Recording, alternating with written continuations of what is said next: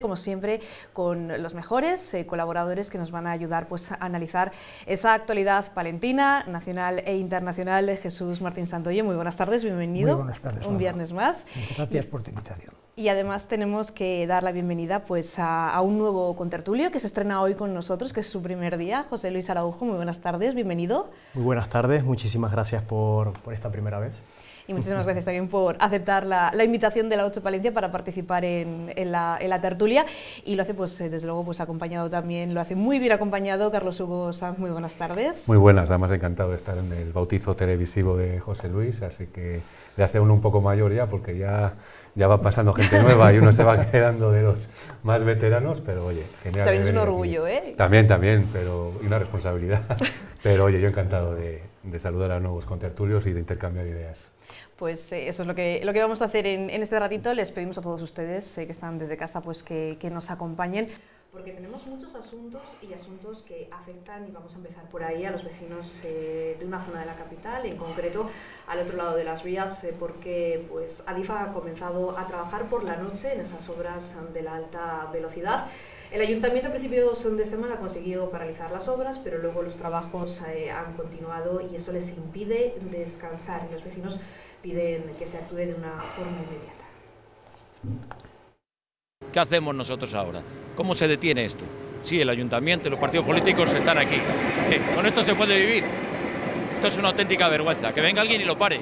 Complicado incluso hablar con los afectados con este ruido de fondo, ruido que se prolongó durante toda la noche. De nuevo, parte del equipo de gobierno del Ayuntamiento de la ciudad acudió a la zona para intentar hacer cumplir la normativa, pero no consiguieron, en este caso, parar la obra. El argumento de la constructora: al ser una obra de interés público, como dice la ley del sector ferroviario, no tienen que cumplir la legislación sectorial. Esa teoría no convence al consistorio de la ciudad, que insiste en que debe prevalecer la normativa municipal de ruidos, que impide este tipo de obras más allá de las 10 de la noche. Por lo tanto, y tras las mediciones oportunas, decidieron tomar medidas. El Ayuntamiento comenzará el expediente administrativo oportuno, que derive ya no solo en el sancionador, sino en una resolución que prohíba expresamente el trabajo de noche, que mañana mismo les notificaríamos. Entonces, ya con esa resolución, sí o sí, deberían, en este caso, cumplirla. En el caso de que no esté de acuerdo, impugnarla en el contencioso administrativo o en vía administrativa, como ellos consideren oportuno. Hasta que se adopten, si es que eso ocurre, esta será la banda sonora que escucharán 24 horas los vecinos de la zona. Somos 4 vecinos, sí, pero somos personas que pagamos nuestros impuestos. Indefensión, indignación y mucho malestar que el ayuntamiento comprende. La tranquilidad de la mañana se rompe cuando cae el sol. De nuevo, los vecinos del Camino Viejo de Usillo sufren una noche más sin dormir. La gente ya anda con diferentes pastillas, incluso para intentar conseguir dormir. Los dolores de cabeza son impresionantes y la gente tiene que seguir trabajando en su ritmo de vida normal. Algunos vecinos ya han abandonado su vivienda y otros, como la madre de Manuel, ya han sufrido los primeros percances cuando han necesitado asistencia sanitaria. Llamamos por teléfono a atención primaria y claro, pues te mandan al médico. Y el médico, como no tienen coches, pues viene en un taxi. El taxi, al llegar a la altura del barrio, dijo que de ahí no pasaba.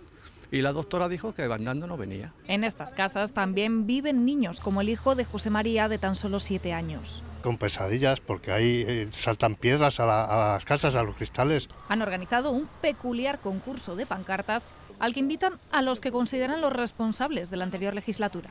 El motivo de todo esto viene de atrás, no es cosa de ahora, y estos señores tenían que dar la cara no por los vecinos, sino por la ciudad, por la barbaridad que se está haciendo aquí ahora mismo. Entienden las obras, pero piden que se respeten sus derechos. Insisten en que este problema con el tiempo se alargará a otros puntos de la ciudad. Lo vamos a sufrir toda la ciudad de Palencia. Se va a quedar esto como el muro de Berlín, te digo. Pues y este no se va a tirar. Contra Adif no se puede luchar. Es como ser un grano de arena en el desierto. Con las máquinas paradas durante el día, alzan su voz para ser escuchados. Bueno, pues desde el equipo de gobierno municipal ya se ha movido ficha, ya se ha comunicado a la empresa adjudicataria de las obras esa resolución que ordena la suspensión de las obras en horario nocturno. A lo largo del día de hoy saldrá una resolución que firmaré yo desde el Servicio de Urbanismo, que nombrará instructor y secretario del procedimiento sancionador, en este caso por una falta muy grave en materia de medio ambiente, a la empresa constructora, y que además dictará una cautelar que supondrá la paralización expresa de las obras y por un principio de proporcionalidad en el horario que la ordenanza vigente regula, de 10 de la noche a 8 de la mañana. En caso de que la cumplan ya estaría, se daría ya por finalizados esos trabajos de noche, y en el caso de que no las cumplan, pues estudiaremos de qué manera acudir a la vía jurisdiccional o al fiscal por desobediencia, en este caso, a la resolución.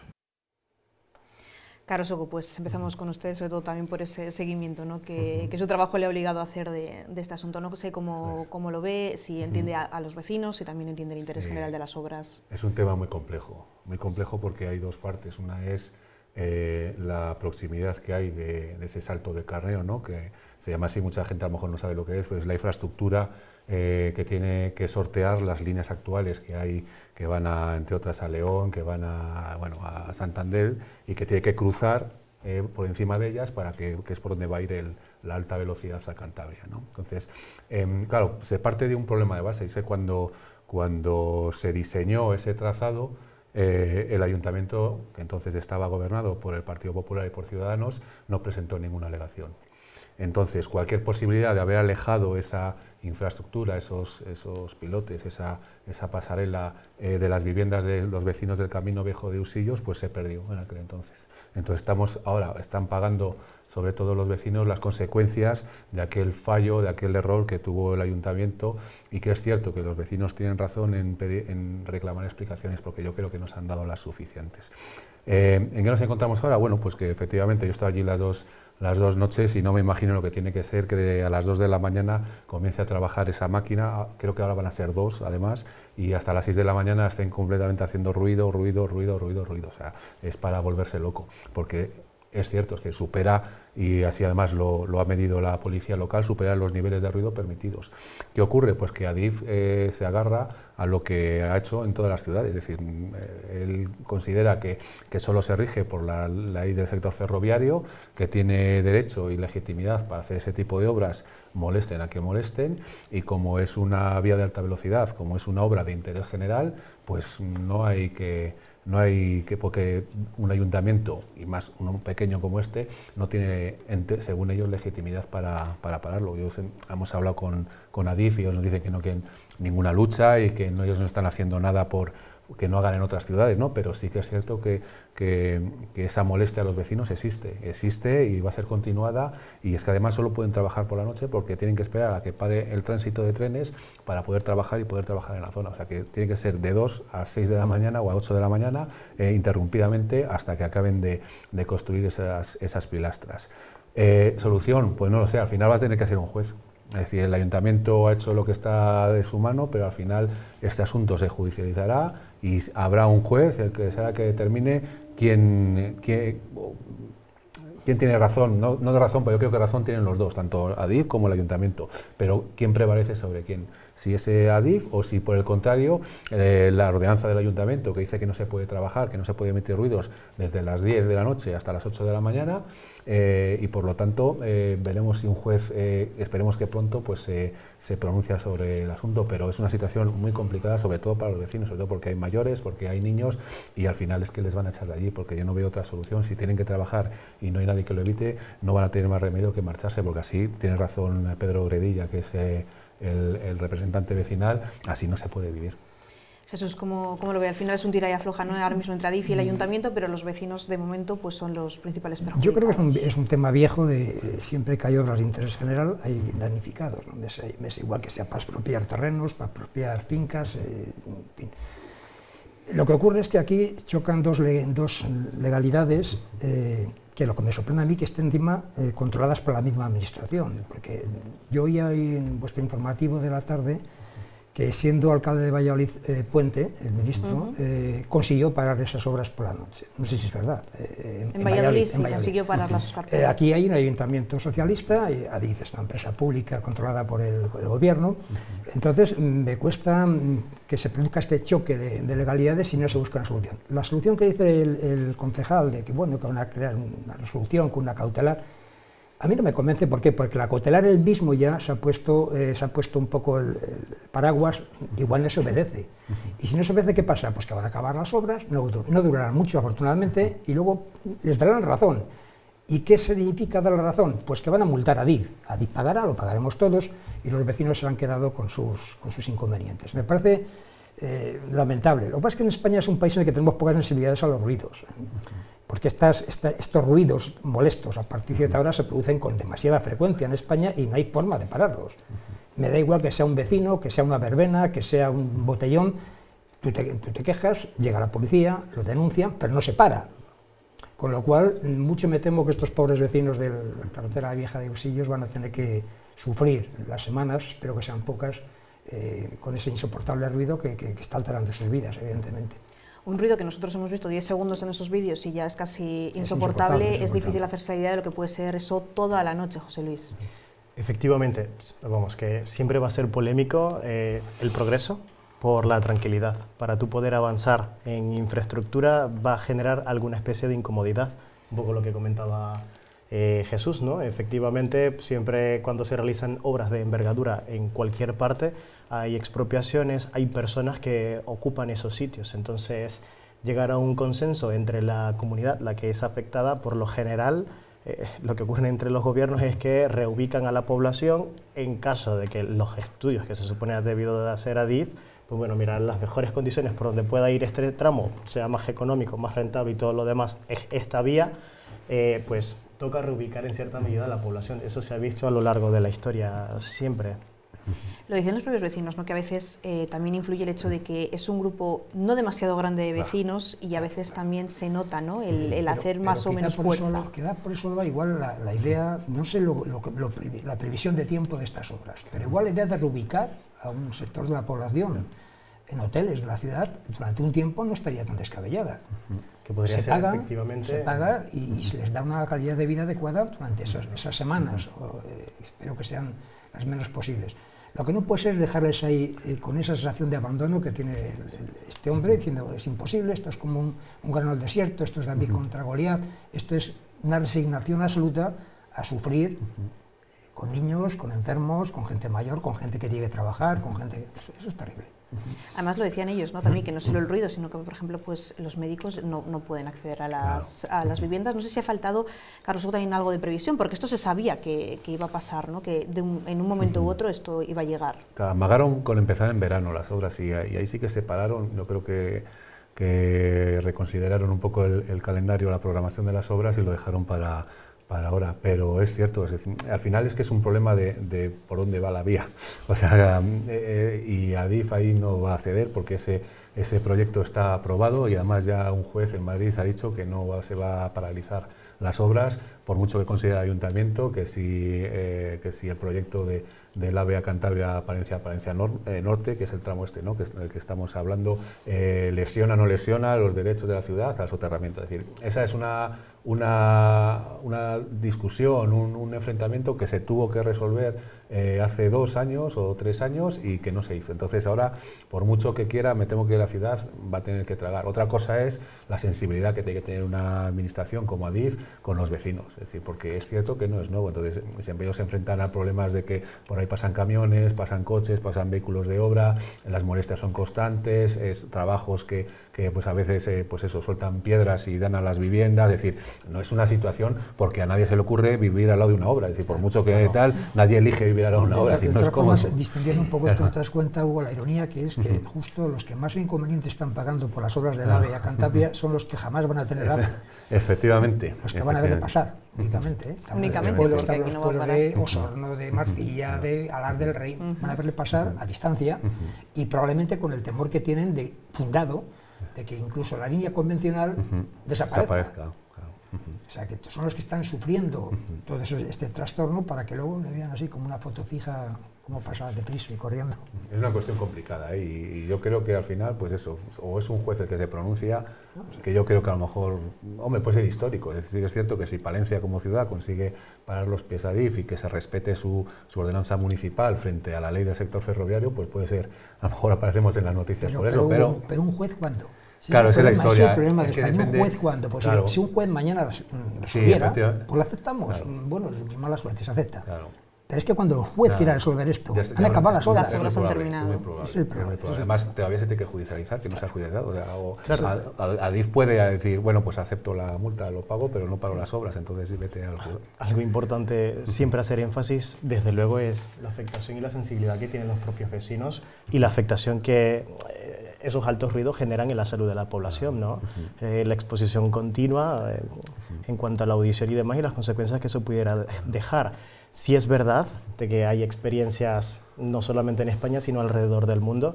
Y, por ejemplo, experiencias recientes en Estados Unidos, en el rollo de los huracanes y demás, lo que hacen es, en ciertas medidas, obras de envergadura, toman esa población, temporalmente la reubican, lo costea todo, efectivamente, por cuidado de la salud de los propios ciudadanos que están allí, que se están viendo afectados, realizan las obras y bueno, y luego continúa. Creo que debería de ir... ¿Sabes cuál es la diferencia con Estados Unidos? Que en Estados Unidos, si hay damnificados por este tipo de cosas, entran en procesos judiciales contra la administración y esta es la millonada que igual tienen que pagarle a un vecino porque no dejaron dormirle 5 días seguidos, que se tientan antes la ropa. Y aquí, pues no. Aquí, olvídate, aquí en España no.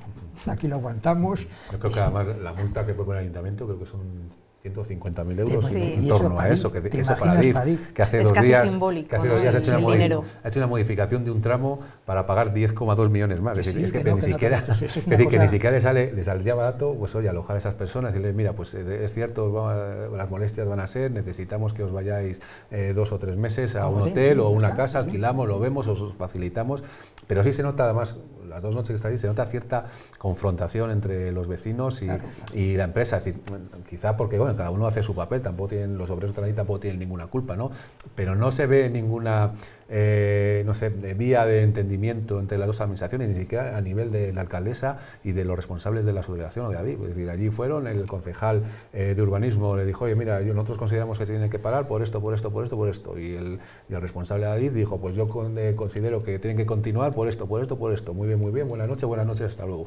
Y los vecinos allí, es un poco también surrealista y digo, hombre, vamos a miremos las dos administraciones un poco a la derecha, que ahí están los vecinos, que está la gente pasando, y vamos a preocuparnos de ellos, ¿no? En vez de intentar defender la legalidad o de decir, yo estoy por encima, mis normas están por encima de las tuyas, no sé. Esto sabes que en algunos otros lugares de España esto hubiera supuesto confrontaciones. Confrontaciones físicas, me refiero.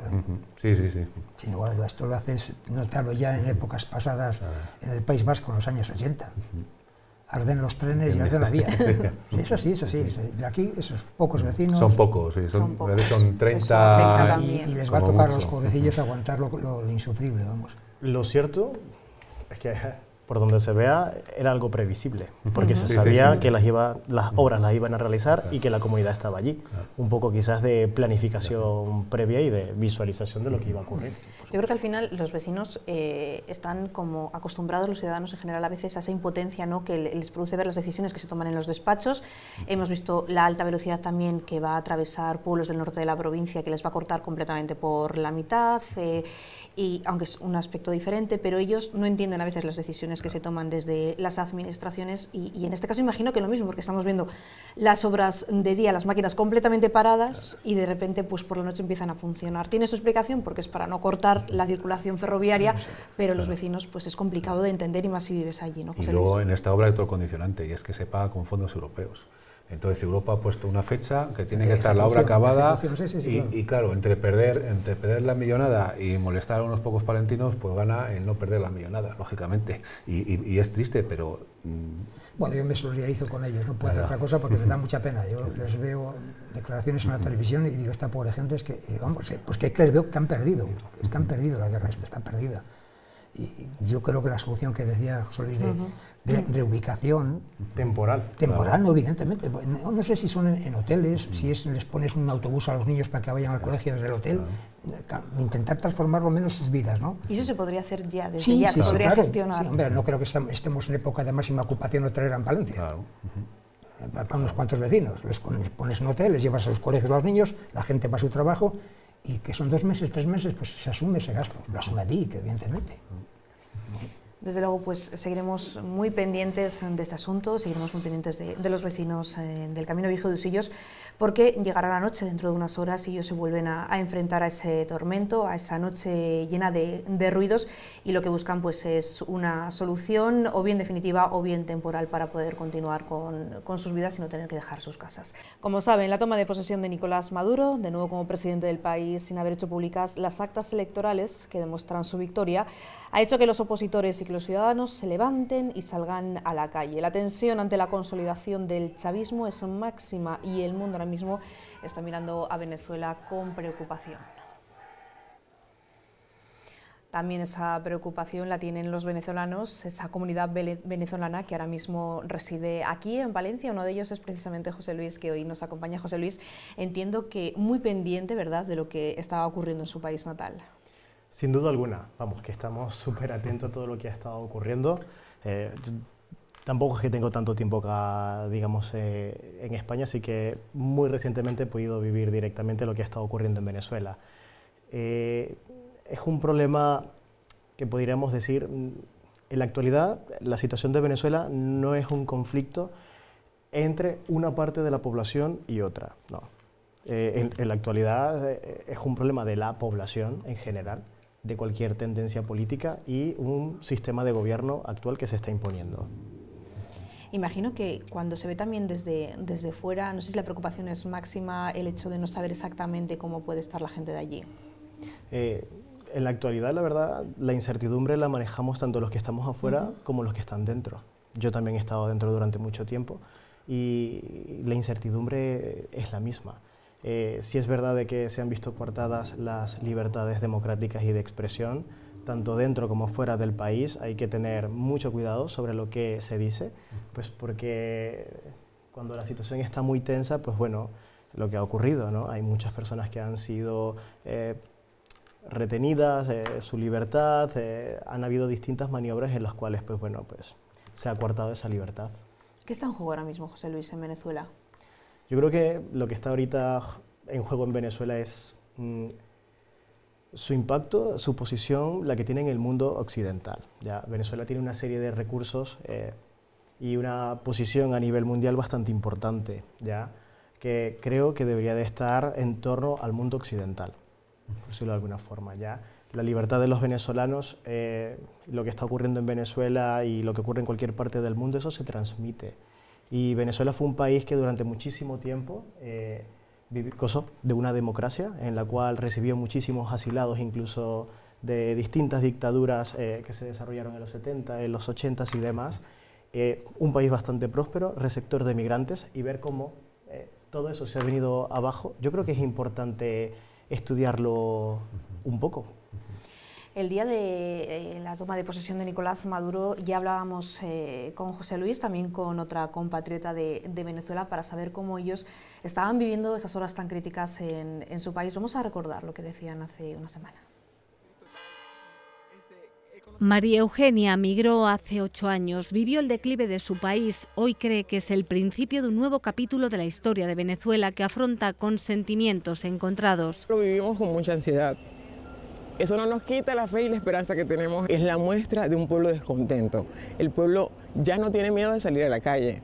Los mismos sentimientos experimenta hoy José Luis. Llegó a Palencia hace poco más de un año. Su desarrollo profesional y personal fueron su motivación. Estamos viviendo bajo mucha incertidumbre, expectantes. Gran parte de la comunidad venezolana estamos en el móvil viendo las noticias de nuestros familiares, es decir, hay una lluvia de emociones entre esperanza, desaliento. Aseguran que ya no hay marcha atrás y la comunidad internacional no puede mirar hacia otro lado. Todos los presidentes que están gobernando de manera legítima ya no pueden, hacerse la vista gorda porque es demasiado evidente lo que está pasando en el país. Se está escribiendo la historia, ¿ya? Y cuando se escribe la historia hay una página en blanco y un boli en mano. Es lo que está ocurriendo actualmente en mi país. Destacan la valentía de los líderes opositores y del pueblo venezolano, un pueblo silenciado que ha iniciado ya el camino de la liberación. Bueno, José Luis, escuchábamos también ese mensaje tan importante de que la comunidad internacional, también desde aquí, desde España, no se mire para otro lado, ¿no? Es lo que pedían, imagino que siguen pidiendo. Efectivamente, sí que se solicita pronunciamientos un poco más contundentes o fuertes. Entendemos que en base a las experiencias anteriores, los gobiernos europeos incluso han tomado una posición un poco más conservadora por la experiencia anterior con Guaidó y todo lo demás y pues todo lo que ha ocurrido. Sin embargo, esto es un hito lo que ha ocurrido en Venezuela. Han habido unas elecciones en las que ha resultado ganador Edmundo González. O sea, eso ha sido evidente para todos, incluso para dentro del mismo chavismo. O sea, es una realidad que la verdad es la verdad y no se puede ocultar. Jesús nos decía antes de comenzar la tertulia, ¿no?, que en este caso pues lo mejor que podíamos hacer es escuchar los testimonios, sí, como por ejemplo el de José Luis. Yo quería, bueno, yo había hablado ya con José Luis de este tema fuera de aquí en alguna ocasión. A mí lo de Venezuela creo que va a ser una lección para la historia para la geopolítica mundial.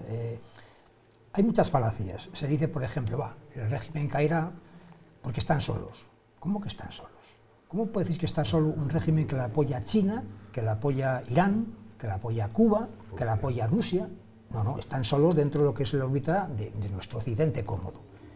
Y en ese occidente cómodo encima, Venezuela, un país riquísimo en recursos, ha puesto mucho dinero pues para conseguir ciertas voces complacientes entre sobre todo los movimientos de extrema izquierda de las democracias liberales de Europa. Ahí se ha creado un cóctel tremendo. Yo puedo entender que en un país tan democrático y tan desarrollado como Venezuela, en el que, por ejemplo, incluso se permitió a Chávez presentarse a las elecciones después de un golpe de Estado.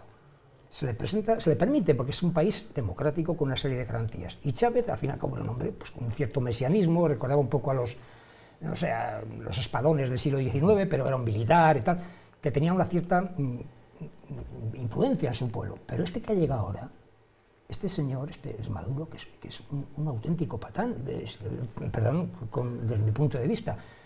¿Cómo ese señor consigue, porque el otro tenía un cierto apoyo carismático, cómo lo consigue? Con el terror. Con el terror exclusivamente, es separación de poderes, voy laminando todo aquel que tal, consigo que un país de 30 millones tenga 7 millones en el exilio, algo que si no nos sorprende, es que hay más exilio que en una guerra. Venezuela tiene más exiliados que en una guerra. Entonces yo creo que la actitud de Occidente a mí me da vergüenza, por ejemplo. La actitud que tenemos en Occidente me da vergüenza con Venezuela. Creo que estamos dejando perder un país que va a caer. Encima no aprendemos las lecciones. Eso ya pasó en su día cuando Fidel Castro se levanta en Cuba contra Batista, contra un régimen, contra una dictadura. A Fidel Castro se le empuja también prácticamente a los brazos de la Unión Soviética en aquel momento porque nadie quiso saber de su revolución. A este señor, si no se le para de una forma, posiblemente se va a arrojar en los brazos de estas dictaduras o de estos regímenes autoritarios que van a tener siempre el apoyo suficiente para que siga subsistiendo por lo menos las minorías privilegiadas que están gobernando el país en este momento. Carlos, ¿cómo lo ves? Sí, no guardo muchas esperanzas de que se solucione la situación en Venezuela, ¿no? Yo cuando tomó posesión Nicolás Maduro el día 10 creo que fue, sí, no sé, me daba que podía ser ese el momento clave, ¿no? Yo creo en el que el pueblo, ¿no?, y se podía levantar, podía vencer, podía hacerse y expulsarle, pero cuando se comprobó que el ejército está del lado de él, no sé, yo saco una señal de la historia, es que en esos procesos, este tipo de gobiernos o de autocracias, al final lo que hacen en estas situaciones es volverse más dictaduras, ¿no?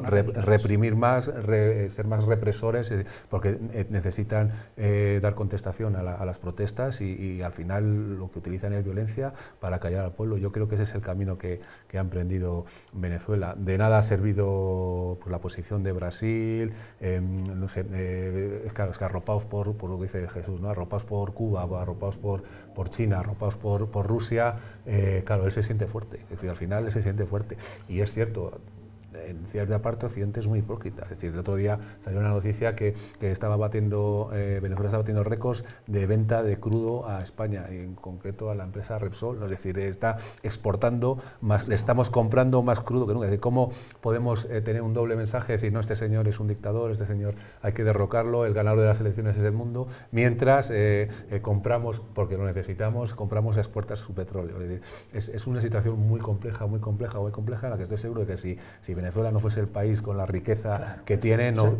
sucedería. Si pero, un país pobre, claro, está en un equilibrio que al final, ¿quién paga? Pues la población. ¿Tú te creas que si Venezuela fuera como Haití estaríamos... Efectivamente. Yo creo que una pregunta importante a hacerse es, ¿cómo un país que fue receptor de migrantes con abundantes riquezas se viene abajo? Eso no ocurre en un solo día, ¿ya? Entonces, yo como joven venezolano, algo que sí he visto, incluso en estos últimos años, es que para que todo un país se venga abajo, implica que la sociedad de ese país, en cierta medida, también tiene una cuota de responsabilidad. Y mira que lo digo como venezolano. Es decir, cuando los gobiernos son malos, el pueblo sufre. La ciudadanía es la que se lleva todo, ciertamente. Sí, claro. Pero cuando en un sistema democrático el Estado colapsa, ahí la sociedad se tiene que replantear, en cierta forma, en qué se ha fracasado. Pero estáis 7 millones fuera ya. 7 millones de venezolanos fuera de un país que tiene 30. Efectivamente. 7 millones fuera. Efectivamente. En ese proceso les puedo asegurar que los venezolanos no somos los mismos, ¿ya?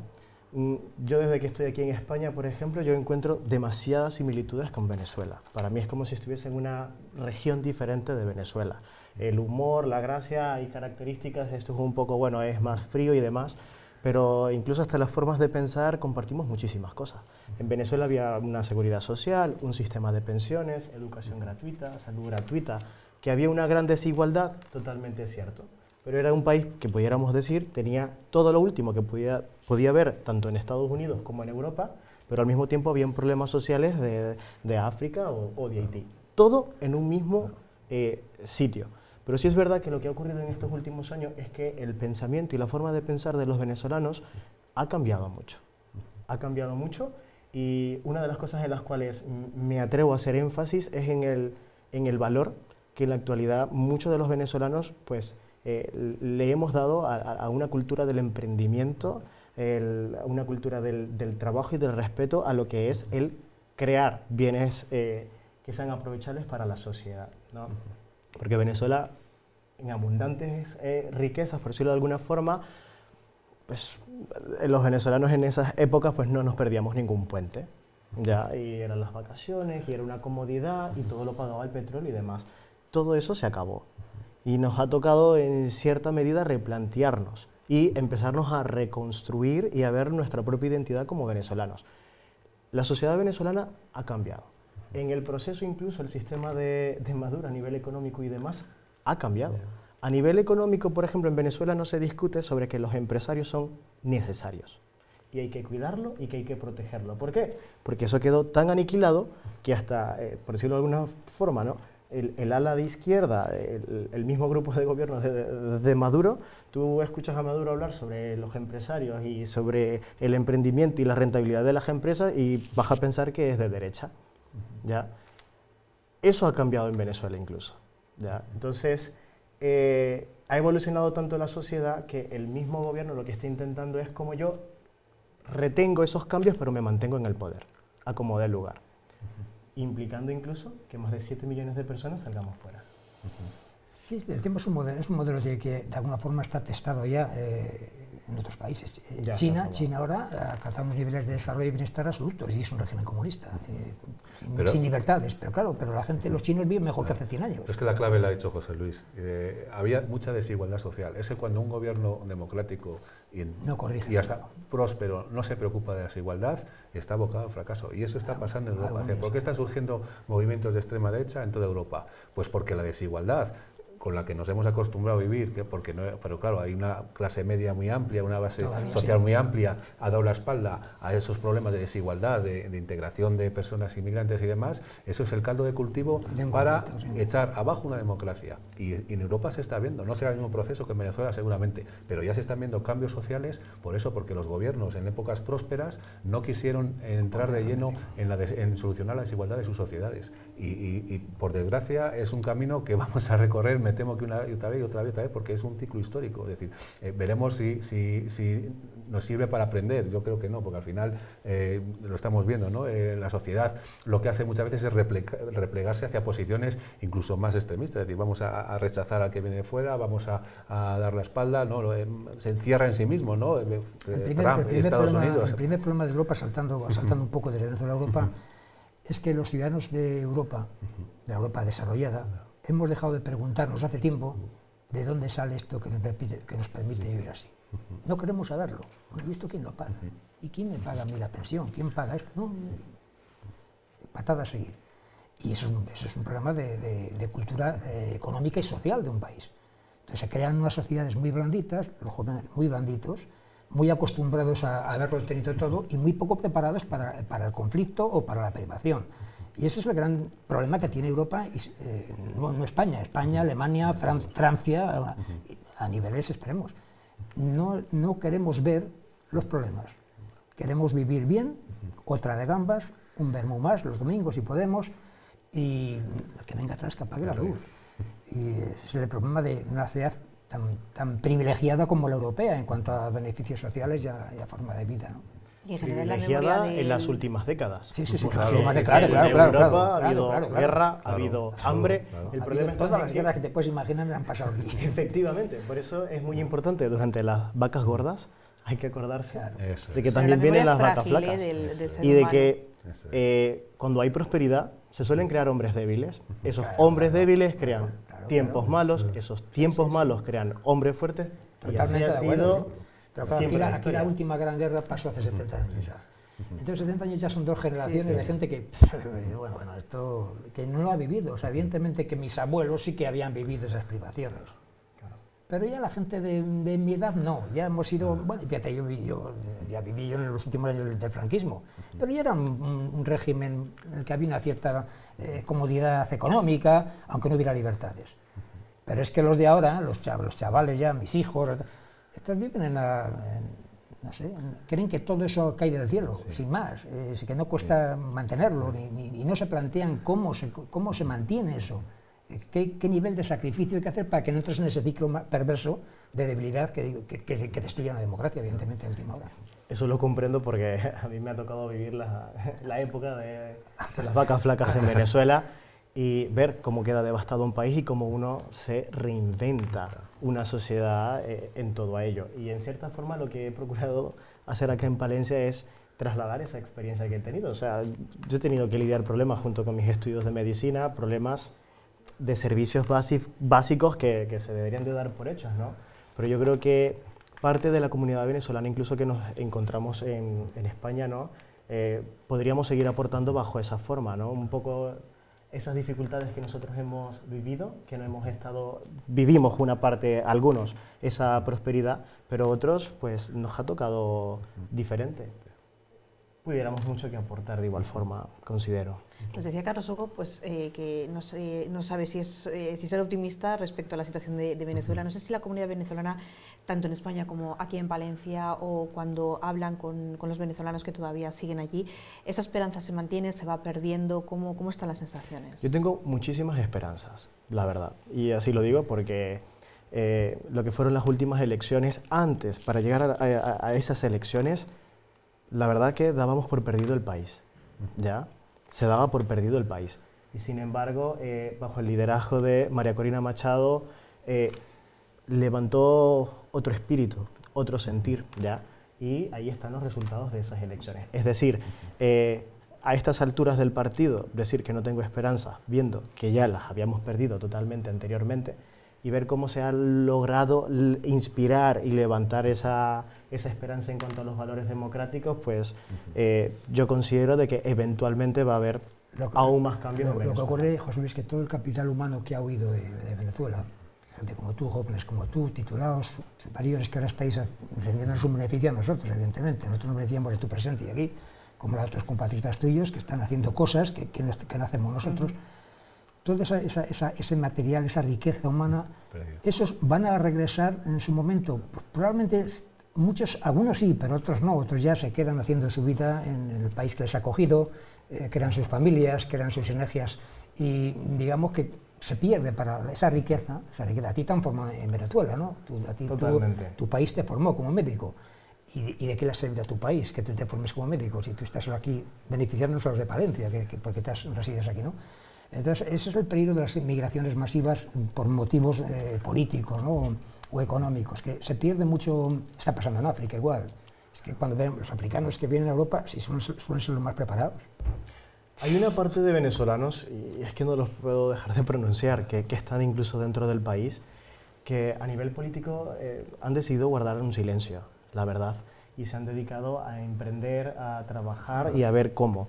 El gobierno lo que ha hecho se ha puesto como se ha puesto a un lado y ha decretado una serie de leyes que permiten, por decirlo de alguna forma, pues que a nivel económico y a nivel social haya mayores libertades a nivel económico. En la parte política de discusión y demás, pues no hay mucho que debatir, ¿ya? Pero sí es cierto de que hay muchos venezolanos que aún quedan dentro de Venezuela que están trabajando por cómo reinventarse, ¿ya? Muchos de los que hemos salido, algunos efectivamente continuaremos afuera, ¿ya? Hay algunos de ellos de igual forma que esperan volver. Yo creo que indistintamente se está escribiendo la historia dentro de Venezuela, dentro de la historia occidental, y pues seguirá habiendo más noticias de Venezuela. Pues seguiremos muy pendientes de todas ellas y desde luego pues nos quedamos con ese mensaje también esperanzador pues que ha querido lanzar hoy José Luis desde aquí. Queremos hablar ahora de una de las enfermedades más crueles que puede haber, como es el Alzheimer. Sin embargo, ahora mismo queremos quedarnos pues con ese lado humano de todos los palentinos, de la mejor cara al final del ser humano, que quiere ayudar a los enfermos de Alzheimer, también a sus familias, porque su día a día es muy complicado y ha surgido aquí una iniciativa en Palencia para hacérselo un poquito más fácil, un poquito más llevadero. Una camisa. Vale. ¿Lisa o de cuadros? Cuadros. ¿Gruesa o fina? Esa que hay ahí. Situaciones como estas van a ser cada vez más habituales en los locales palentinos. Organizar una red que ayude a las personas que tienen Alzheimer a vivir con seguridad.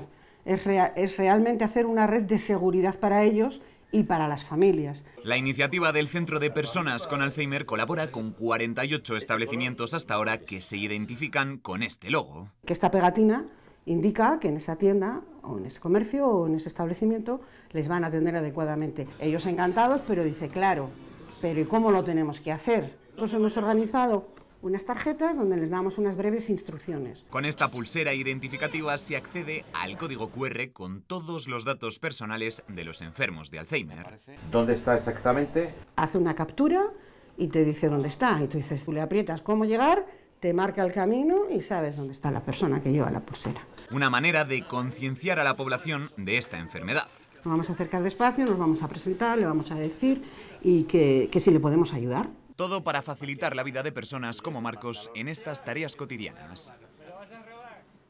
Bueno, pues toda ayuda es poca, ¿no? Al final es una enfermedad muy dura, no solo para el enfermo, en este caso también para las personas que le rodean, y si podemos ayudarles pues en ese día a día, Carlos Hugo, pues todo es poco, ¿no? Además me parece muy interesante el enfoque, ¿no? Porque bueno, que conocemos un poco lo que es el Alzheimer, además generalmente las familias lo que intentan es que la persona que está enferma esté en casa. Es decir, que no salga de casa porque no sea que se pierda, no sea que tal, ¿no? Entonces se crea, o por lo menos antes, se crea un poco la intención de recluir o el objetivo de recluir a la persona que está en forma y que no se relacione con la sociedad, pues lógicamente por todos los problemas que puede sin mala intención, pero son claro, esos miedos y al final no le dejas vivir, lógicamente, ¿no? Claro, hay muchos casos en que una persona con esta enfermedad sale porque se despista, porque recuerda una rutina, sale de casa y se pierde y incluso hay habido casos que por desgracia fallece porque se van a sitios donde intentan recordar o tal, y pues es muy duro, ¿no? Entonces, muy cruel. Y generalmente, claro, lo que se intenta, pues que esté en casa, ¿no? Que esté tal, se apoya a la familia. Sin embargo, esta iniciativa me parece muy, no sé, muy innovadora, sobre todo porque incluso recurre a la tecnología, me parece acertada porque dice, bueno, pues vamos a crear un colchón alrededor de la persona enferma de Alzheimer, de forma que si pues se va o si le podemos atender, si le podemos ayudar y demás, pues vamos a hacerlo, ¿no? Como sociedad. Me parece una idea muy, muy bonita, la verdad. O sea, ojalá funcione y además en ciudades pequeñas como Palencia yo creo que es un sitio perfecto para llevar a cabo ese tipo de iniciativas. Y para que ellos pues sigan teniendo un poco también su vida y ese día a día, ¿no? Sin que tengan que estar encerrados en casa, José Luis. Este es un programa incluso mucho más ambicioso, es bastante interesante, ¿no? Lo que ellos están haciendo es también trasladando algunas experiencias que se han desarrollado en Holanda, básicamente, ¿no? En el cual se busca la no exclusión de las personas que pues, padecen el Alzheimer, ¿no? No la inclusión, no se trata sobre que incluirlos, porque es que son personas que ya han estado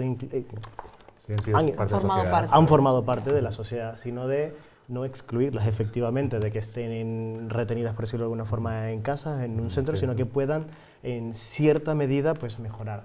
Algo importante a mencionar sobre todas este tipo de patologías, ¿no? Es lo que antes se concibía un poco en cuanto a cómo funciona el cerebro, ¿no? El cerebro se puede entrenar, ¿ya? Siempre se puede mejorar y de hecho es supremamente importante el aprendizaje continuo, experiencias nuevas que permitan crear nuevas vías neuronales y eso genera un factor protector, por decirlo de alguna forma. Y lo que busca este tipo de iniciativas es al menos preservar y estimular a las personas que padecen este tipo de enfermedades que, bueno, que se puedan desarrollar, incluso que puedan aprender pues, nuevas cosas. Sí, porque yo creo que al Alzheimer encima hay dos adjetivos que ponerle siempre. Primero, que es una enfermedad familiar, no es una enfermedad, la padece tanto el enfermo como los allegados, los hermanos, los hijos, en fin. Y segundo, que es una enfermedad progresiva, o sea, que no es que llegas allí, no, al Alzheimer se va llegando. Entonces hay un largo periodo de acercarte a extremos que igual sí ya requieren una atención continuada o estar en una cara. Pero hay ese largo recorrido donde esta iniciativa que están aquí poniendo en pantalla parece fantástica, pero fantástica. Es eso, es que sigan intentando en la medida posible entrenar su cerebro, hacer su vida, ir sus mismas rutinas, dar los mismos paseos, ver a aquel amigo, ver al otro, y que tengan un poco un colchón de seguridad en caso de que se despisten puntualmente. Y que la sociedad también sepa cómo poder ayudarles, ¿no? Porque a veces si no también estamos un poco perdidos. Es una enfermedad de accidente, también es una enfermedad de eso, de países ricos, de países en los que hay gran longevidad. En los años 50 yo no había oído hablar de Alzheimer, no había sabido nunca porque se moría la gente a los 60 años. Entonces, bueno, pues no llegabas a tener Alzheimer. Pero esto va más, encima, es una enfermedad que va más y es un problema social tremendo sobre todo para familias humildes y que no tengan recursos, porque que tengan muchos recursos económicos, pues bueno, pues siempre hay medios de centros especializados, unas horas que me le pasé a uno, pero si no tienes recursos puede ser absolutamente matador para los familiares del enfermo. También nos hemos quedado, y hay que quedarse con ese lado positivo, ¿no?, de las nuevas tecnologías, porque muchas veces lo abordamos aquí como algo pues, negativo para los jóvenes, los móviles, las redes sociales, pero las nuevas tecnologías pues, también tienen estas cosas, ¿no? El poder tener localizado en todo momento a un enfermo de Alzheimer para tranquilidad también de su familia. Claro, es que esa pulsera, pues poder en el móvil saber dónde está, es que vamos... No voy a decir que es habitual, pero sí que cada cierto tiempo nos llegan mensajes de personas mayores que han desaparecido y cuando preguntan, pues no, pues tiene una demencia o tiene Alzheimer, tal y demás, y se han perdido.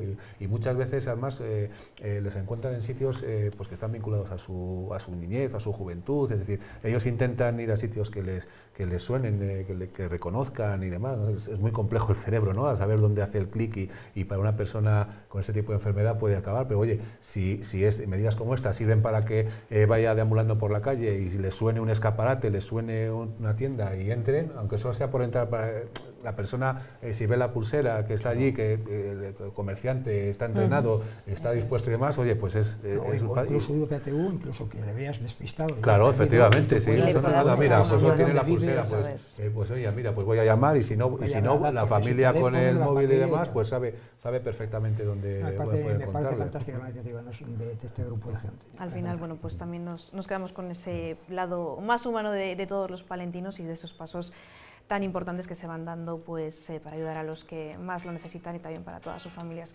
Lo tenemos que dejar aquí, no tenemos tiempo para más. Muchísimas gracias a los tres por habernos acompañado, a José Luis por sumarte una vez más a las tertulias de la 8 Palencia. Les despedimos ya aquí, pero nosotros volvemos el próximo viernes. Muchísimas gracias a todos ustedes desde casa por habernos acompañado y como decimos, pues volvemos dentro de una semana con mucha más actualidad. Que disfruten del fin de semana y cuídense.